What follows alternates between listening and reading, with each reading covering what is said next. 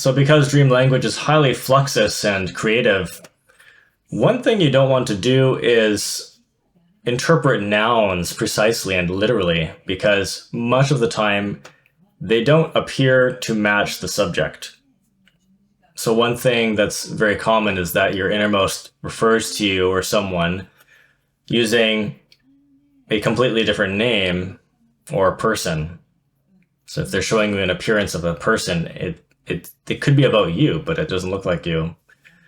So they might call you by your mother's name or your coworker's name, and the same phenomenon occurs for other people in question. So in another example, you might be given a vision of a third person perspective where you don't really exist. You're just watching some scenes play over, scenes of people talking to each other. But in fact, one of them actually represents you. And it's easy to miss this for the first few times because no one's talking directly to you and they're not using your name either. It's only when you wake up and you realize there's so much significance to that was probably start to suspect that it's about you, and it was most usually.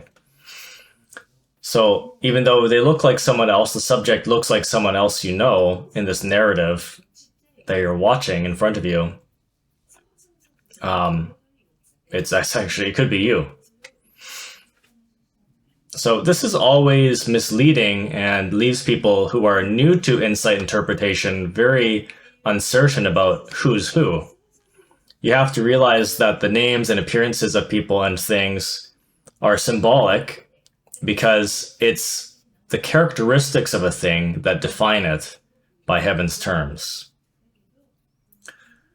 This principle applies to numbers too. Numbers are usually symbolic. So to understand the spiritual meaning of numbers, you have to familiarize yourself with numerology. And numerology is a vast subject on its own, so I recommend that you watch my playlist, Tarot and Numerology, to get a basic understanding of the 9 fundamental cosmic numbers, as well as the double-digit numbers of the major arcana of the Tarot. Then if you want to go deeper, my playlist, Tarot and Kabbalah, features Venerable Master Samael's most expansive book on the subject in an audio form. And the same idea goes for colors. If we notice distinct or unusually occurring colors in certain things, maybe things that don't usually have that color, there's usually a reason why we're seeing them.